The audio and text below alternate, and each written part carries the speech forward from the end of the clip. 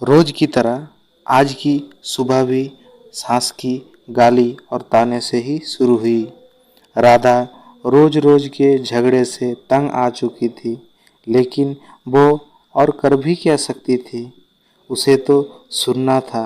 वो चुपचाप सास ससुर और पड़ोसियों के ताने सुननी और रोती। राधा की शादी राजेश के साथ 6 साल पहले हुई थी। इन 6 सालों में जिन लोगों की शादी हुई थी वे एक दो बच्चे के माँ बाप बन गए थे, लेकिन राधा अभी तक माँ नहीं बन पाई थी। इसके चलते उसे बांझ जैसी उपाधि मिल गई थी। राह चलती औरतें भी राधा को तरह तरह के ताने देती और बांझ कहकर चिढ़ाती। राधा को ये सब बहुत खराब लगता, लेकिन वो किस किस का मुंह बंद करती। आखिर वो लोग भी तो ठीक ही कहते हैं। राधा सोचती, मैं क्या करूं, अपना इलाज तो करा ही रही हूँ। डॉक्टर ने लगातार इलाज कराने के लिए कहा है, जो मैं करा ही रही हूँ, लेकिन जो मेरे बस में नहीं है उसे मैं कैसे कर सकती हूँ।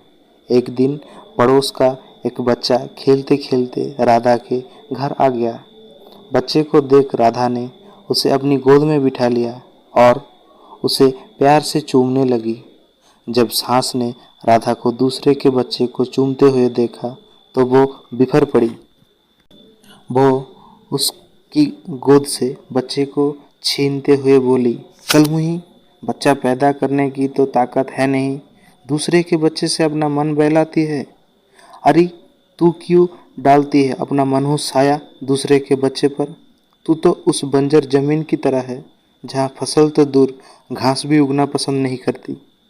जब राधा से सास की बातें नहीं सुनी गई तो वो अपने कमरे में जाकर अंदर से दरवाज़ा बंद कर लेने लगी और रोने लगी। रात को राजेश के आने पर राधा ने रोते हुए सारी बात उसे बता दी और बोली, मैं बड़ी अभागिनी हूँ, मैं किसी की इच्छा पूरी नहीं कर सकती। ऊपर से मुझ पर बांझ होने का धब्बा भी लग चुका है। राधा की बातें सुनकर राजेश ने कहा, तुम माँ की बातें का बुरा मत मानो, उन्हें ऐसा नहीं करना चाहिए। हर माँ बाप की इच्छा होती है कि उनके परिवार को आगे बढ़ाने वाला उनके रहते हुए ही आ जाए। तुमसे ये इच्छा पूरी नहीं होती देखकर माँ तुमसे उल्टी सीधी बातें बोलती है। तुम चिंता मत करो, तुम्हारा इलाज चल रहा है, तुम जरूर माँ बनोगी।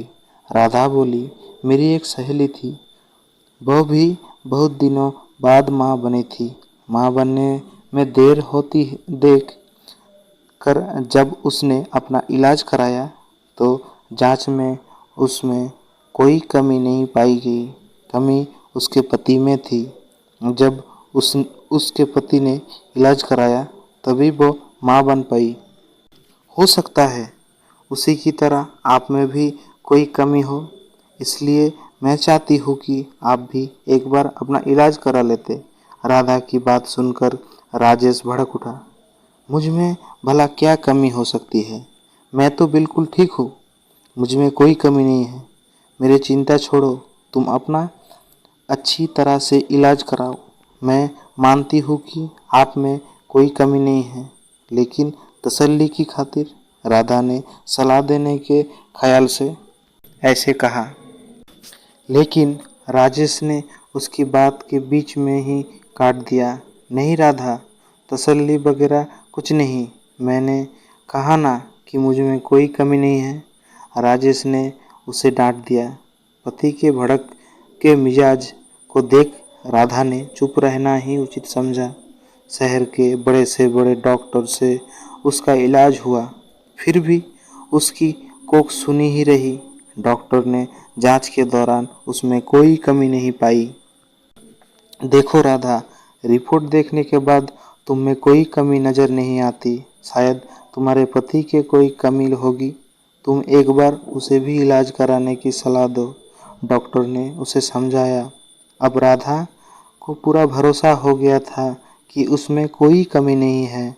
माँ बनने के लिए कमी उसके पति में ही है, लेकिन उसे कौन समझाए। उसे राजेश के गुस्से से भी डर लगता था। एक दिन किसी ने राधा की सास को बताया कि पास की गांव के मंदिर में एक बाबा रहते हैं, जिसकी दुआ से हर किसी का दुख दूर हो जाता है। सास ने ये बात अपने बेटे राजेश को बता दी और राधा के बाबा के पास भेजने को कहा। रात को राजेश ने राधा से कहा, कल तुम मंदिर चली जाना। ठीक है, मैं चली जाऊंगी, लेकिन मैं डॉक्टर के पास गई थी। डॉक्टर ने मुझ में कोई कमी नहीं बताई, इसलिए मैं चाहती हूँ कि आप भी एक बार अपना। डरते डरते राधा कह रही थी, लेकिन राजेश ने उसके बात को अनसुना कर दिया। राधा, मैं कहीं नहीं जाऊंगा, तुम कल मंदिर में बाबा के पास चली जाना। ऐसा कहकर राजेश सो गया। पार्ट 1 का एंड हुआ। पार्ट 2 अब नेक्स्ट डे आएगा।